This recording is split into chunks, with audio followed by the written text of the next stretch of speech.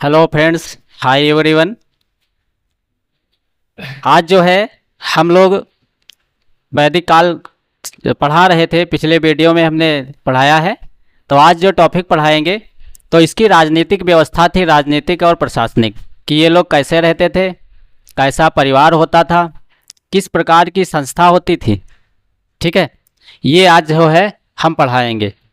देखिए, ऋग्वैदिक काल के बारे में हम पहले ही पढ़ा चुके हैं कि ये कहाँ से आए हुए थे और ये मुख्यतः कहाँ के निवासी थे, किस प्रकार का व्यवसाय करते थे, ये पहले ही हम बता चुके हैं। आज जो बताएंगे ऋग्वैदिक काल की जो राजनीतिक व्यवस्था है वो कैसी थी। तो ऋग्वैदिक काल हमने बताया था कि पंजाब प्रांत में सबसे ज़्यादा बसे हुए थे। कुछ लोगों ने बताया था पामीर के पठार से आए थे। कुछ लोग कहते थे कि मध्य एशिया से आए हुए थे, द्रविड़ थे, कहते थे भूमध्य सागरीय हैं। लेकिन ऐसा कुछ भी नहीं है, इसकी कोई विशिष्ट जानकारी नहीं, अलग अलग बुक्स में अलग अलग प्रकार से बताया गया है। ठीक है, लेकिन हम अपने इतिहास के तौर पे देखेंगे, जो हमारे यहाँ संस्कृत है उसके हिसाब से, कि ये बसे तो पंजाब में थे। बसे कहाँ थे? पंजाब में, या सप्त सैंधव कह सकते हैं, सप्त सैंधव प्रदेश। तो राजनीतिक व्यवस्था ऐसे थी। इनके जो घर या कुल हुआ करते थे तो कुटुंब थे, कुटुंब या कुल, कुटुंब या कुल कहते थे। ठीक है, इनका जो परिवार था वो कैसा था? कुटुंब या कुल था। नेक्स्ट, अगले में देखते हैं इनका जो संबंध रखा जाता था तो रक्त संबंध था।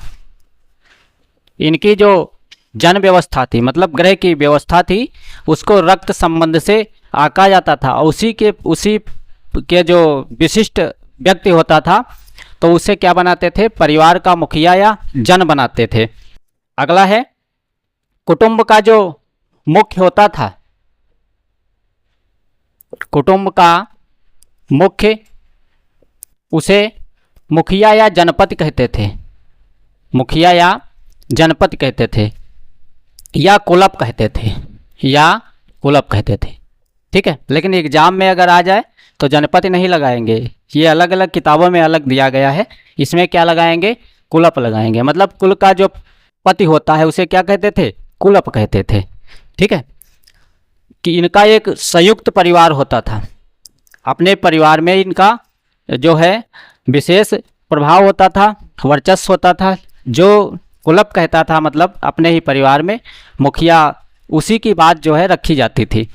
अगला होता है कि बहुत सारी ग्राम सभाएं होती थी, या एक गांव होता था। ठीक, तो कई गांवों से मिलकर एक क्या बनती थी? सभा बनती थी। ठीक है, क्या बनती थी? सभा बनती थी। ध्यान रखना, सभा, कई गांवों से मिलकर सभा बनती थी। और कई सभाएं, जिस प्रकार से आज ब्लॉक है, ब्लॉक है अपने यहाँ। ठीक है, कोई भी ब्लॉक मान लेते हैं, कोई भी ब्लॉक में 50 गांव है, किसी में 48 है, कोई में 46 है। उसी प्रकार से बहुत सारी ग्राम सभाएं होती थी।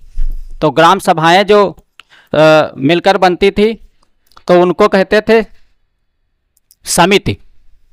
क्या नाम दिया गया था? समिति। और यही समिति उस समय चुनाव करवाती थी इनका, मतलब निर्वाचन करवाती थी। निर्वाचन कैसे होता था इन लोगों का?